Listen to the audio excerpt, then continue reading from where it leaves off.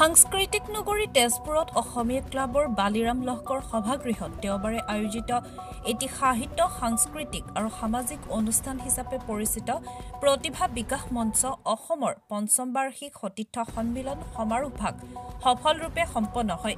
কাৰ্যসূচী মৰ্মে প্ৰথমে পতাকা উত্তোলন কৰে প্ৰতিভা বিকাশ মঞ্চ অসমৰ মুখ্য প্ৰশাসিকা টুলুমণি শইকীয়াই। তাৰ পিছতে শ্বহীদ বেদীত বন্তি প্ৰজ্বলন কৰাৰ লগতে প্ৰতিভা বিকাশ মঞ্চৰ প্ৰয়াত সতীৰ্থ দুৰ্লভ শৰ্মাৰ প্ৰতিচ্ছবিত আত্মাৰ সদ্গতি কামনা কৰি এগছি বন্তি প্ৰজ্বলন কৰে। বিশিষ্ট অতিথি হিচাপে আসন অলংকৃত কৰা মহাজাতি 24 লাইভ চেনেলৰ স্বত্বাধিকাৰ তথা অসম বাৰ্তা কাকতৰ সঞ্চালক ডক্টৰ পৰশমণি সিংহই। প্ৰতিভা বিকাশ মঞ্চ অসমৰ পঞ্চম বাৰ্ষিক সতীৰ্থ সন্মিলন সমাৰোহত মুখ্য প্ৰশাসক হেমন্ত দাসে আধৰা আৰু মুখ্য প্ৰশাসিকা টুলুমণি শইকীয়াৰ সভাপতিত্বত অনুষ্ঠিত হোৱা মূল সভাত মুখ্য অতিথি হিচাপে আসন অলংকৃত কৰে কলাগুৰু বিষ্ণুপ্ৰসাদ ৰাভাৰ সুযোগ্য পুত্ৰ তথা তেজপুৰৰ বিধায়ক পৃথিৱীৰাজ ৰাভাই। বিশিষ্ট অতিথিৰ আসন অলংকৃত কৰে বিশিষ্ট সাংস্কৃতিক কৰ্মী উত্তম দাসে। তেজপুৰৰ বিধায়কগৰাকীয়ে তেওঁৰ ভাষণ প্ৰসংগত কয় যে বৰ্তমান সময়ত সাংস্কৃতিক সাহিত্য দিশত আমি সকলোৱে মিলি উঠি অহা নতুন প্ৰজন্মসকলৰ পৰা এক নতুনত্ব প্ৰতিভাৰ সৃষ্টি কৰাৰ প্ৰয়াস হাতত ল'ব লাগিব।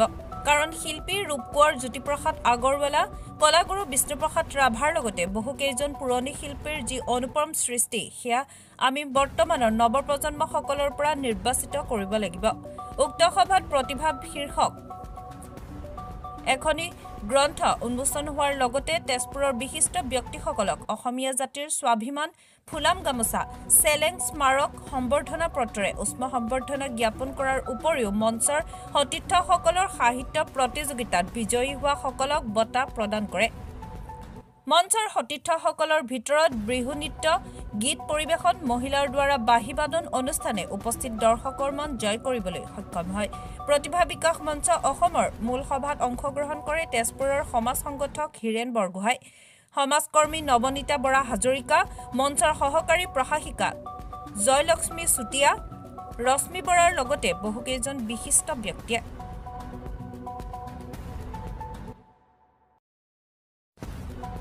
অসমৰ বিভিন্ন প্ৰান্তৰ পৰা প্ৰতিভা বিকাশ মঞ্চৰ প্ৰতিনিধিসকল আহি তেজপুৰত এখন সভা উপস্থিত হৈছে আৰু এই সভাত মোক আমন্ত্ৰণ কৰিছিলে দুআষাৰ কথা ক'বৰ কাৰণে। মই তেখেতসকলক কৈছোঁ যে প্ৰতিভা বিকাশ মঞ্চৰ দায়িত্ব হৈছে সাহিত্য সাংস্কৃতিক আৰু সামাজিক অধ্যয়ন আৰু প্ৰচাৰ প্ৰসাৰ। এই অধ্যয়ন আৰু প্ৰচাৰ প্ৰসাৰ কৰিবলৈ হ'লে আমি সকলো দিশ সামৰি ল'ব লাগিব।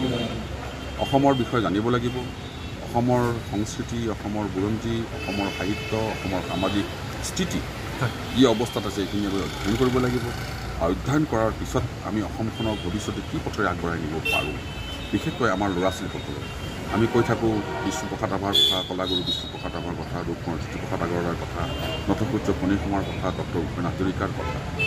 তেখেতসকলক আমি স্মৰণ কৰিছোঁ, কিন্তু তেখেতসকলৰ ভৱিষ্যত আৰু এটা নতুন জ্যোতিপ্ৰসাদ আগৰৱালা, নতুন বিষ্ণুপ্ৰসাদ ৰাভা, নতুন ভূপেন হাজৰিকা, নতুন নথসূৰ্য ফণী শৰ্মাৰ জন্ম দিবলৈ লাগে বা তেখেতসকলক সুশিক্ষিত কৰি সেইসকলৰ সমসাময়িক একোজন ব্যক্তি গঢ়ি তুলিব লাগে।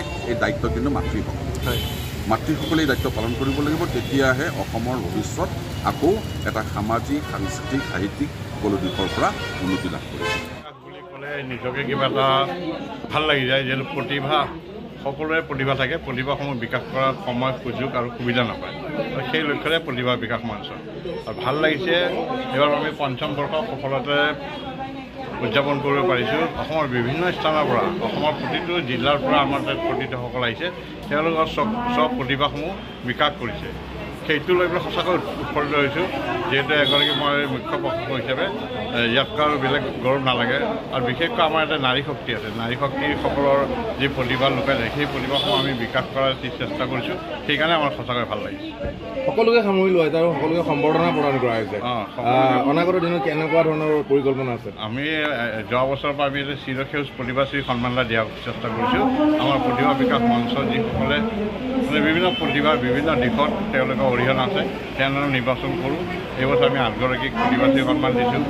আৰু আমাৰ ইয়াতে অকল এই কবিতা সাহিত্য বুলি সাংস্কৃতিক দিশত শিশুসকলক লৈ আমি বিভিন্ন অনুষ্ঠানসমূহ আগবঢ়াই নিছোঁ। কৰিব ৰাখিছোঁ। পৰৱৰ্তী সময়ত আমি আৰু বিশদভাৱে আলোচনা কৰি আৰু আগবাঢ়ি নিব পাৰোঁ। অসমৰ চুকে কোণে যাতে প্ৰতিভা বিকাশৰ নামটো গুঞ্জৰিত হয় সেইটো আমাৰ আশা আছে। অহা বছৰ আমি ষষ্ঠবাৰ্ষিকী যেতিয়া উদযাপন কৰিম তেতিয়া নিশ্চয় আমি সেইখিনি প্ৰতিফলিত কৰাৰ চেষ্টা কৰিম। আমি অতিকৈ আনন্দিত যে আমাৰ 4 বছৰ ধৰি আমি গুৱাহাটীতে পাতি আছিলোঁ, কিন্তু এইবাৰ আমি অকণমান ওলাই আহিছোঁ তেজপুৰৰ ফালে। হয়তো ইয়াৰ পৰৱৰ্তী সময়ত আমি অসমৰ বিভিন্ন স্থানলৈ আমাৰ প্ৰশিক্ষণ যাম আগবঢ়াই লৈ যাম বুলি ভাবিছোঁ। ইয়াৰ কথা হ'ল এই তেজপুৰত আহি এটা নতুন অভিজ্ঞতা আমাৰ হৈছে, সঁচাকৈয়ে ভাল লাগিছে। এইখন আচলতে ঐতিহ্যমণ্ডিত এখন সাংস্কৃতিক নগৰী হয়, গোসাঁৰ নগৰী। গতিকে ইয়াত অতীজৰে পৰা কলা সংস্কৃতিৰ বিভিন্ন পয়োভৰ সকলোৱে দেখি আহিছে, আজিও আছে সেই সংস্কৃতি, সেই ঐতিহ্য। ভাল লাগিছে সেইটো কাৰণে ইয়াতে আহি পেলাই। আৰু আমাৰ যিসকল সতীৰ্থ তেজপুৰৰ তেওঁলোকৰ আগ্ৰহ, তেওঁলোকৰ সহযোগিতা, সহায় সঁচাকৈ বৰ প্ৰশংসনীয়। আমাৰ আমি মঞ্চৰ হৈ আমিতো বাকী আমি গুৱাহাটীতে আছিলোঁ। আমাৰ প্ৰশাসক মণ্ডলীত আমাৰ 2গৰাকী মুখ্য প্ৰশাসক আৰু প্ৰশাসিকা প্ৰতিষ্ঠাপক আমি সকলো গুৱাহাটীৰ পৰাই আমি তেওঁলোকক ফোনযোগে আমি দিহা পৰামৰ্শ দি আছিলোঁ, কিন্তু তেওঁলোকে সেই পৰামৰ্শমতে বৰ সুচাৰুৰূপে এই আমাৰ অনুষ্ঠানটো পালন কৰিলে, আমাৰ অনুষ্ঠানটো মানে আগবঢ়াই লৈ গ'ল। প্ৰতিষ্ঠানটো বৰ সুন্দৰকৈ হৈ গ'ল মানে এতিয়াও চলি আছে। আমাৰ 6টা বজালৈকে থাকিব। আমি সকলোৱে নৃত্য গীত কৰি আনন্দ উপভোগ কৰি ভাল লাগিলে। বিশেষকৈ আমাৰ বিশিষ্ট 3গৰাকী মাতিছিলোঁ, তাৰ বাদেও বহুকেইগৰাকী সন্মানীয় ব্যক্তিক আমি সম্বৰ্ধনা জনাইছোঁ। নামকেইটা হয়তো ক'বলৈ অলপ অসুবিধা হয়। আমাৰ বিশিষ্ট অতিথি আছিলে আমাৰ পৃথ্বীৰাজ ৰাভা আৰু দুৰ্গাময়ী বৰা বাইদেউ মানে আগতে কণ্ঠশিল্পী আছিলে, এতিয়াও তেওঁ কণ্ঠশিল্পীয়ে হয়। বহুত ভাল লাগিলে বাইদেউক লগ পাই।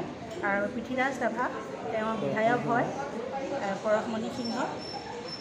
সকলোতকৈ ভাল লাগিলে পৃথ্বীৰাজ ৰাভাদেৱৰ মানে যি আমাৰ প্ৰতি থকা অনুভৱ, ইমান সুন্দৰকৈ আমাক মানে আকৰ্ষিত কৰিলে তেওঁৰ বক্তব্য, তেওঁৰ ভাষণে।